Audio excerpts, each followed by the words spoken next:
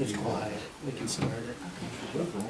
All right, everyone. I'm going to call to order the regular meeting of the Romeo Planning Commission for October 24th, 2019.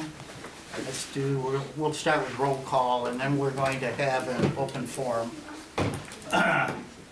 Fowler, Yes. Luther, Here. Foltz, Here. Trbovic, Here. Kuzmano, Here. Grandstaff, Here. Stegner, Here. Hall, Here. Webb. Here.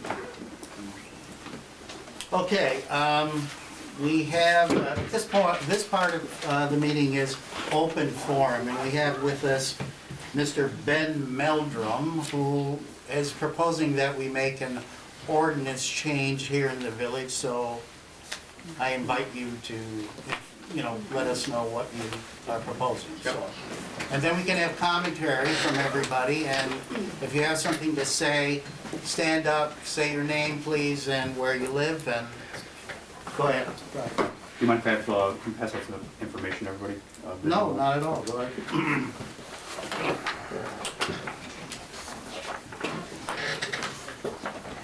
This is just a visual aid, so we all know exactly what we're looking at here. And what's surrounding the property.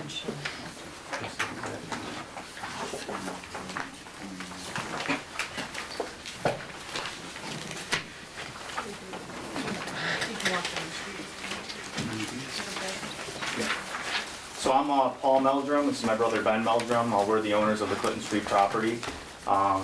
Ever since we've owned the property, we were able to spend many hours on the property, observe traffic flow, the surrounding neighborhoods, and essentially just what's going on from a day-to-day basis on the property. After spending that time and consulting with some major developers in the area, we feel that residential is not the best use for this property.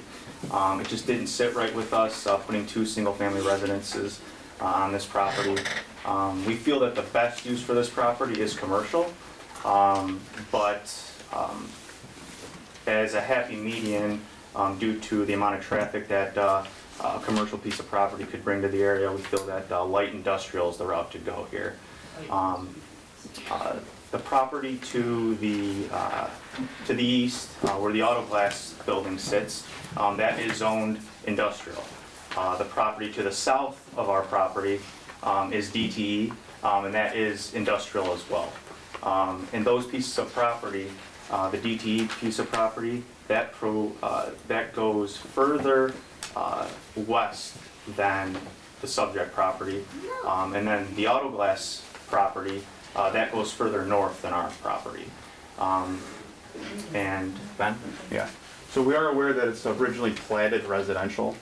I think what we need to take into consideration though is when this was originally platted, M53 was not an expressway there. Since that was put in, I don't know if it was in the 80s or 90s or sometime, or when it extended north, that ultimately brought significant road traffic on East St. Clair into the village. It's not a bad thing. I think that things just change over time. The other point I want to touch on is after thorough review of the out-of-date master plan, there's a very interesting area called Opportunity zone? no, it's the entry improvement, basically from Clinton Street all the way to Bailey, for all the properties that have road frontage in East St. Clair. So as I'm sure you guys would all agree, this has been a pretty big eyesore for anybody entering the village from the expressway. I think it's one of the first, kind of large visual things that you see. It's a huge, it's clear now, but it was all densely treed. We want to stay in line with what the vision is of the city or the village by creating something aesthetically pleasing. It's not going to be just another white cinder block building. I think that we can do things and work together to create something that is visually appealing. So our vision here for this property, what we want to build is roughly a 5,000 square foot footprint with an entrance off of East St. Clair and an entrance off of Clinton Street. And we want to cater to small business in the area. So anyone that's busting at the seams, say in a pole barn or in their garage, a plumber, electrician, a company kind of like FAMS that's in Romeo. We want to cater to that type of business, a small business. Essentially have warehousing or light manufacturing in the back with some large garage doors, and then in the front would be like office space or reception area. So the public could come in and make orders or what have you. But we feel that offering something like this in the village would be kind of, I don't think it's been done. I think any industrial option that is available, it's 10, 15,000 square feet plus, it's large corporations who are leasing this out. I think this is a good opportunity for a small company to hang their hat here. We're shooting for roughly 5,000 square feet. 1 to 2 users, so any, could be 2,500 square feet for 2 users in there.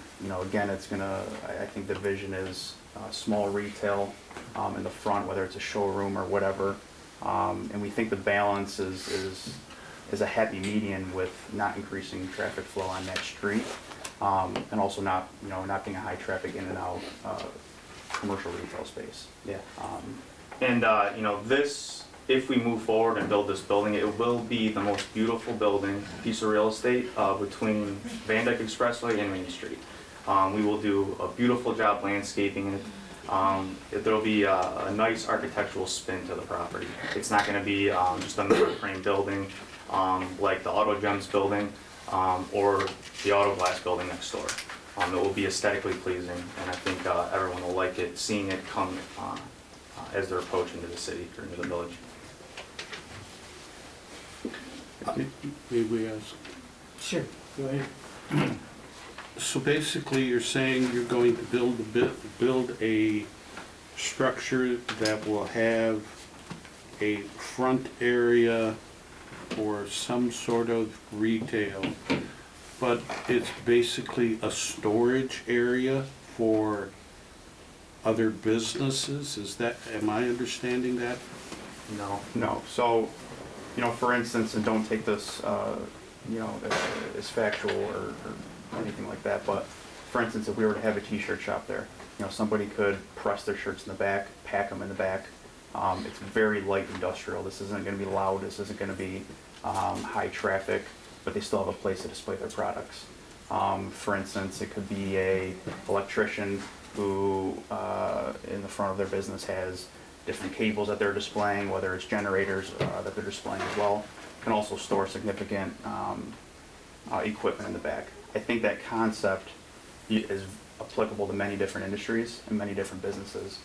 And I think the benefit of it, specifically for this property, is that there's not going to be high traffic involved. And I think that's the main concern after we met with our initial meeting with the planner and building inspector, that I think that would have been the biggest issue with anything other than residential to this property. So I think it's a happy median, and ultimately I think it could be applied to many different industries and many different businesses. So. My name is Ben. I'm sorry. My name is Ben Aloy. I'm counsel to these gentlemen here. I'm a local attorney. I do a lot of real estate work. I have my own practice. I'm an attorney for the Department of Roads and Public Works. Those are some of my clients. I do a lot of zoning work, and looking at this issue, one of my first questions is, well, why couldn't we do something transitional? Because you have residential on one side, and you have industrial on the other side, and industrial across the street. And normally what you would do is some sort of transition, which is commercial. These gentlemen were discouraged to do that because of the traffic that commercial would bring. And so while they believe that with the industrial across the street, which is heavy industrial, and next door, they want to provide a lighter industrial with less traffic, it makes sense in the transition. And the other thing is, these gentlemen are willing to agree to the conditions that they're outlined here if they get the zoning. They don't want to do, this is not zoning by surprise. What's difficult about your ordinances is you have residential, you have commercial, and you have industrial. You don't have those transitional zonings and categories, but what this planning commission do is could approve it with certain conditions, that what they're presenting here would be the condition to the approval to the village. which limits what they're able to do within your zoning. If not, then they're of course willing to do what's called a contract zoning with your village, where those terms and conditions could be part of the contract.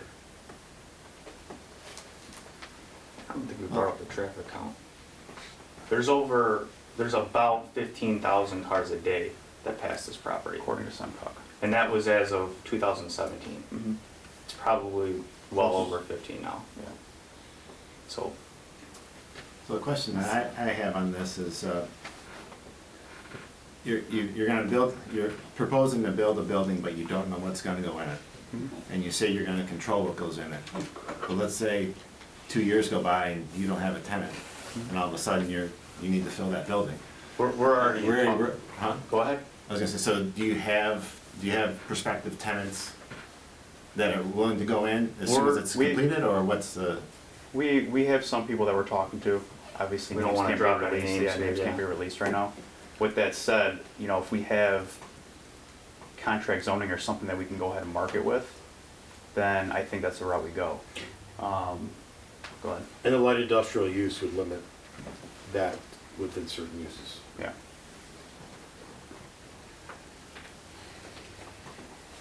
Is that it? Anybody have anything they'd Any more like to say? questions? Go ahead. Somebody had a question? I got a question. Okay, go Hi. ahead. Yeah, come to. Thank you. My name is Janice Fowler.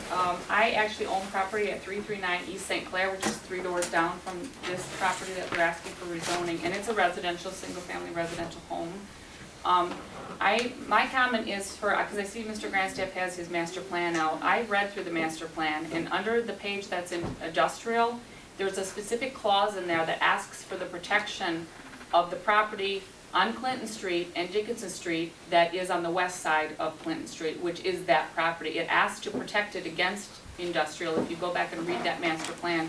And that is our current master plan. It's not outdated, it's not expired, it is our master plan, and it is asking for protection against industrial coming in because it abuts into that community. So that's what's on the books. So, I mean, I own that property 3 doors down from you guys. I don't want to see that next to it. My property value is not going to improve if you're putting up an industrial building. That's going to hurt me.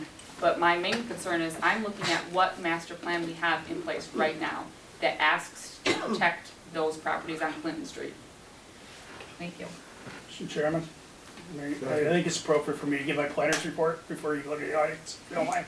Oh, go ahead, sure, All right. yes, all right. All right.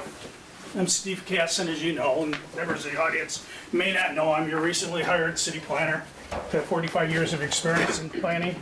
Yes, sir. Village. Excuse me, village planner. I've been doing it. I'm a city planner, but yeah, thank you. I'm sorry. Okay. All right, village planner. And I'm here to provide a review. One of your contracts says that the contract says that I review all requests and provide a recommendation for the planning commission. Let me start, you've all received copies of the letter. The applicant is requesting rezoning from R1, single family, to IND industrial for proposing a small industrial business type use. It's a 48-acre undeveloped parcel. It was recently cleared. Maybe that's why it looks ugly now, but it was recently cleared from some of the trees. To the north, the property is zoned R1, single-family residential, and it's used as a single-family home. Master plan has that as single-family. To the east, it's industrial. It's a mixed-tenant building, and it's zoned industrial. To the south, it's also industrial, like I had indicated. There's a substation. But immediately to the west is another single-family home. One of the concerns that I have as a planner always is that when you grant a rezoning, you are only granting the district and any use that can go into that district, which causes severe problems. Some of the areas that could go in, I mean, these gentlemen could sell the building, they could walk across the street and God forbid get hit by a car and something happened, but it's allowed for a number of uses that you may not want in that area, auto body repair, service centers, those types of things. Also, as the one, I forgot her name, the woman that just spoke, had indicated, your master plan is very specific. It protects the the residential areas east or west of Clinton, It specifically says, several small areas in addition to the main industrial area east of 53 are found throughout the village. The expansion of these areas is not planned. It specifically states that you do not want industrial to encroach westward.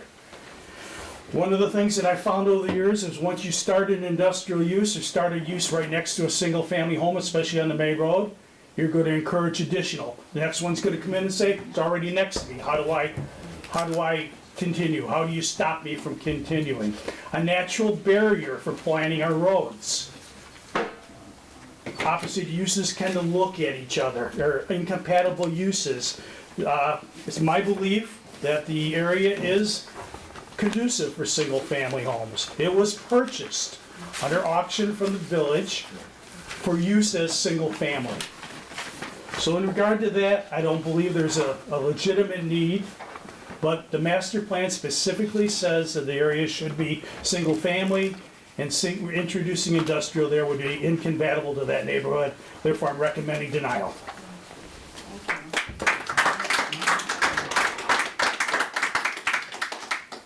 Any other commentary? Go ahead.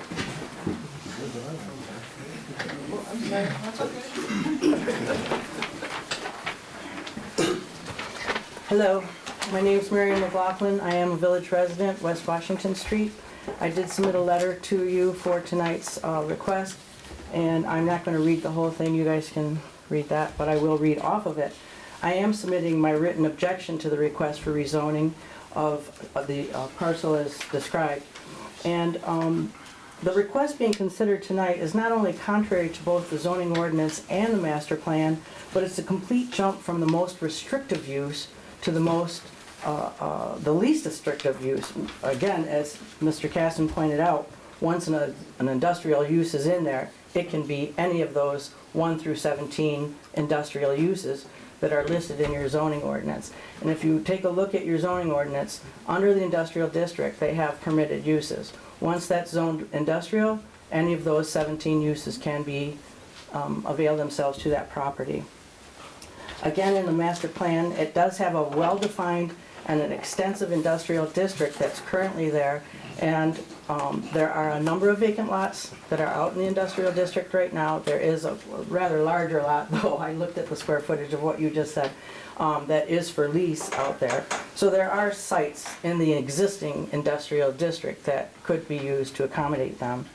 And then the residents on Clinton Street, which I am primarily here for, that I've been working with over the years, they were subjected to have to look at that Macomb County Road Commission DPW site for years. That included all the trucks, the smells, the garbage, having to do an environmental impact on what they left behind. And they finally got a nicer view to look at with the Macomb Orchard Trail there. We did work with the county to bring that in to make it a little bit more attractive for the area. So that opportunity, I'd hate to have to see it go in reverse. In closing, I just ask that you deny the request for rezoning the parcel to industrial. It's located right next door to 2 residential homes. Those people have lived there for years. And I'm also of the understanding that the petitioner of the property bought it as is. And that's the part that gets me, which that as is includes the zoning of single-family residential. And as such, I ask that you deny the request for rezoning. Thank you. Thank you. Any other comments? I don't even need to come forward. My name is Dean Ford. I live at 229 East St. Clair Street, which is approximately 3-4 houses up from that, west of that property. After doing some research on the local areas and rezoning and what it does to the property values, I found that the negative aspect of that is very negative in regards to what it does to residential properties, unless certain criteria is taken into consideration. Are they going to build a parapet wall or a sound barrier wall? How high will it be? What is the traffic flow? What will they do with the property in the future? I heard all those things spoke of. There's no studies being presented at this time to show what that will do, and least of all, what it does to the property values. I know what, I think that it will do to my property value. I know what it will do to the existing property values that are next door. It will have a negative effect, because that's what it's had in every single community where you've changed from residential, R1, to industrial or to commercial. So living 3 blocks up from that, or 3 houses up from that, I definitely don't want that in my area. Okay. Anyone else? I have a question. My understanding is that the master plan is expired, and maybe I can get clarification from the planner. Is that the situation? Because my understanding from legal counsel is that it's obsolete, and the village is actually working on a new master plan because it has expired. If I could, there was a conversation with the planner, the planning commission chairman and myself. I used to be in the village council, or with the village council. And it was from 2000, it was updated in 2008, and then it was reviewed in 2013. And then 2013, there were found to be no changes made to it. So, but as far as I think Jim said it's every 5 years or 6 years or something. 5, so that would have been in 2018. It would have had to be. The intent of the master plan though still stands. Thank you. So we're working on the intent of the old master plan and not. And the zoning, and the as is. Thank you. Anyone else like to make a comment? Okay, in that case, we'll close the public forum and move on to the, You had one more. okay, I'm sorry. It's okay. My name's Dee Carpenter, I'm at 332 East St. Clair, across the street and up a few houses from them. I don't understand how you can purchase a property in a residential, literally surrounded on both sides by houses. I know there's the auto glass and obviously DTE and it's industrial, but it's unnecessary industrial. How do we live without that? We can live without their property turning into something that we don't even totally know what it is based on what they said. It would hurt property value, and for that reason I'm against it, and I hope you guys vote against it too. Okay. More commentary, okay. Go ahead. I just want to say, I live, not next door to the property, but 1 house away, and my daughter's bedroom window, my name is Elsa, by the way, I live at 216 Dorsey, and our bedroom window looks right directly at the property. I don't think I want to see industrial, we're worried about our property value as well, and we'd like it to stay residential. Okay, thank you. Go ahead. My name is Sandra Brooks. I have property on Muzzy and I have property on Dorsey. It took a while. I complained. It was an eyesore for that property to be cleared out. I complained to the village about. They had long enough to clean that up. The property was, the trees was up. Somebody can get in there and they can hide. You won't know where they are. If you couldn't clean that up in a certain amount of time, how are you going to have that business there? And you know that residential people live on both sides. All of that part of there is residential. Of course, Amanda Moore School is up there too. And I got property across on the west side over there. And you know, can you find somewhere else for that, whatever the building you want to put up? That's my thing. Okay, thank you. I have one more comment. Sure. The property was purchased at the end of June, and we had it cleared by, I believe, the end of August, if I remember correctly. No, sir. We have the blue there, so we see the grass. Let me see. Do you remember when I came up here and I think it was about September. It was in September. Complained about the property. It was so high. It was an eyesore for people to come in to Romeo.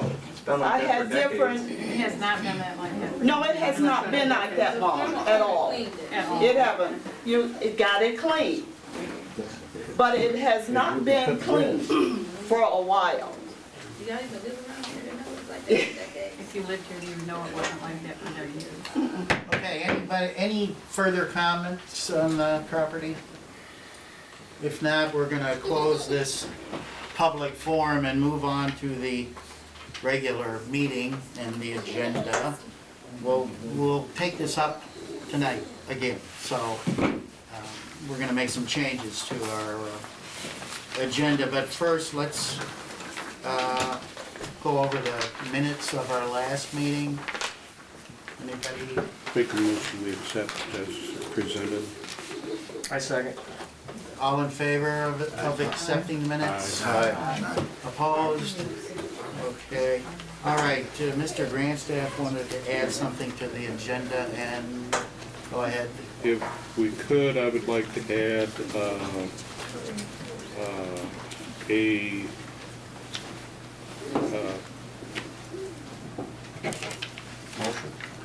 a motion. Slow day today, guys, I'm sorry. Take your time. A motion to give a report and a vote on the bylaws for this group. Do you want to make a report on bylaws? I want to make a report on what I have done so far. Okay. I would like to add that to the agenda. Okay, report on that. And let's also add to the agenda a recommendation on this proposal to change the zoning there at the piece of property on the corner of Clinton. Does anybody want to make a motion towards that, towards our recommendation? On this issue? Yes, on this issue. I make a motion that it be denied. Second motion. Okay, Mr. Grandstaff makes a motion that we deny the request for a zoning change. All those who support that recommendation, say aye. Aye. Aye. All those in favor of the zoning change, say no. I mean, yes. Sorry. Okay. It passes. So, request has been denied. And it is a recommendation to council, so. Thank you. All right, so next, I guess you want to give your report now?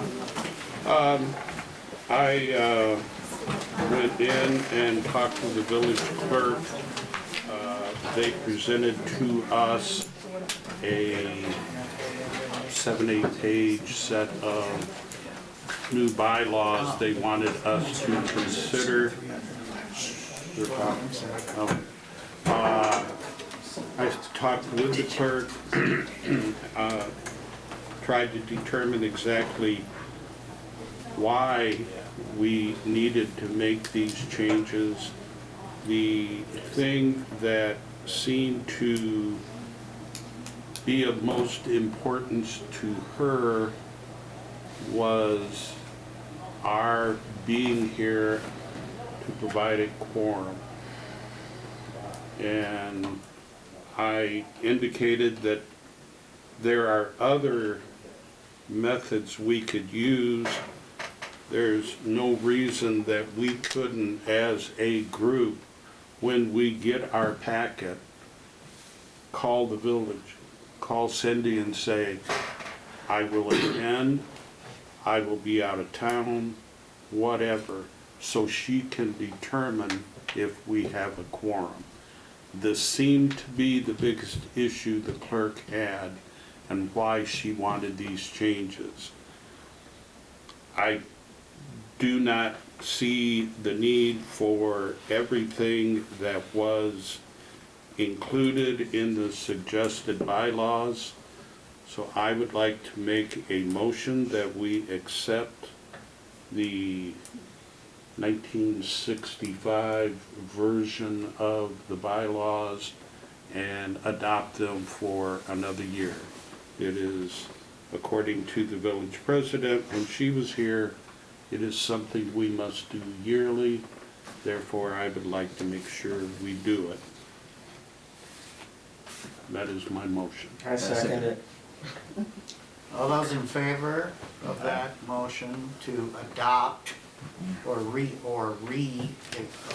authorize the current bylaws, all in favor, say aye.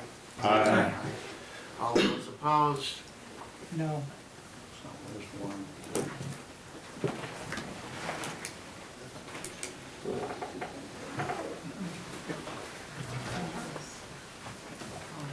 I will amend that with one more thing. We talked, and I went through the pages that were proposed by the clerk and discussed some of the items that I felt were not really pertinent to our meetings.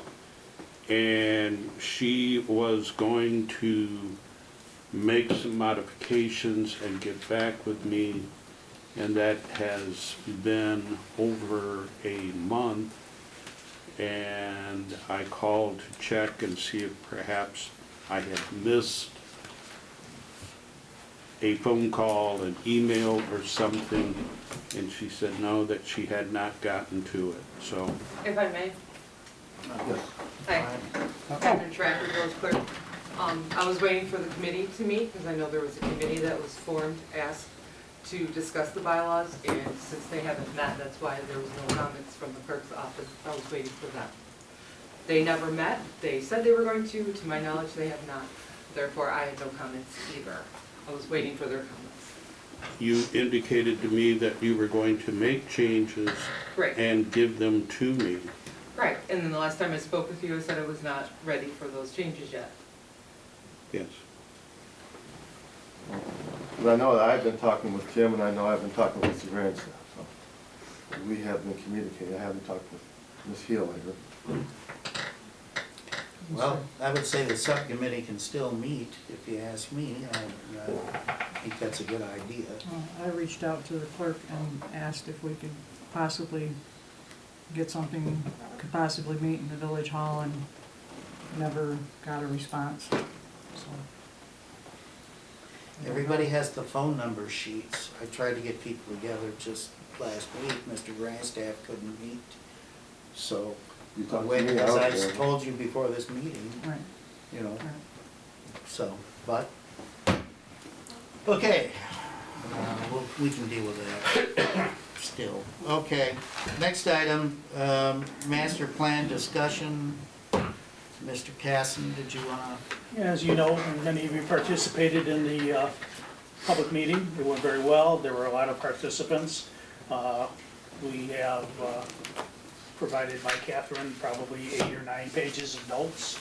I'm in the process of gathering data, updating based on census figures, projections. The next step will be presenting back to the planning commission, probably the public,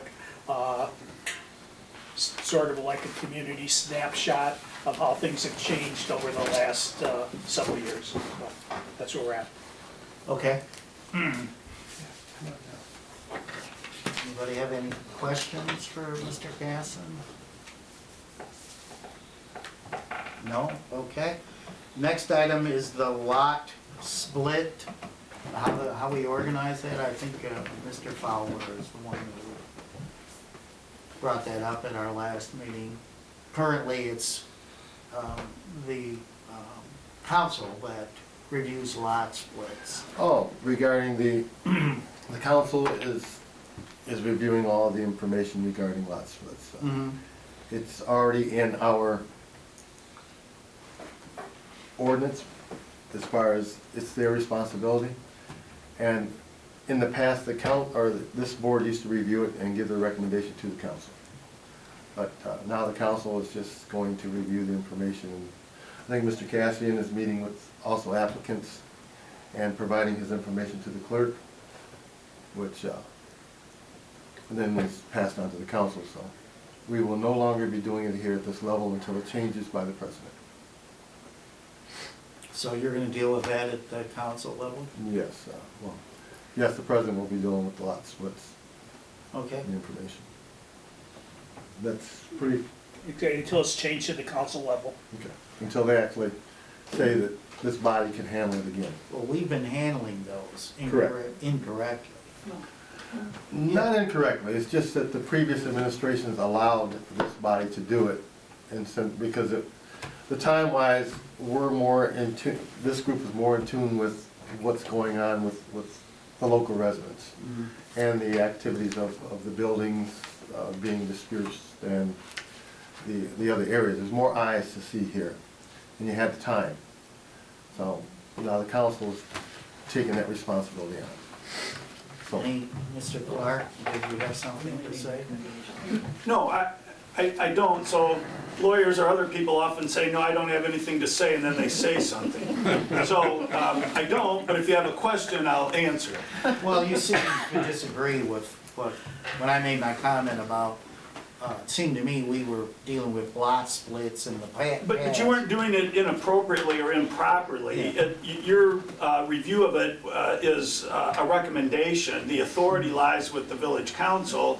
It's by statute and probably by your ordinance. I haven't looked at your ordinance lately, but by statute, the legislative body is the one that approves or disapproves of splits.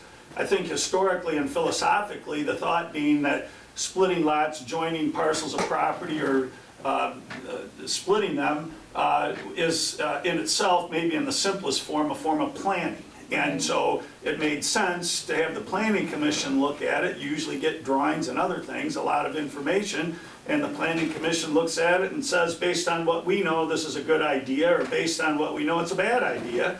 And then the council, it was more of a resource issue from my point of view as the attorney, but there was nothing improper about it. It's just the village council doesn't have to let you do it, and if they don't, they don't. If they do, they do. Okay. So, anybody have anything to add to the agenda? Anybody want to make a motion to adjourn? I make a motion to adjourn. Second? Anybody want to second? All in favor of adjourning? Aye. For the dog. Jim, I love you.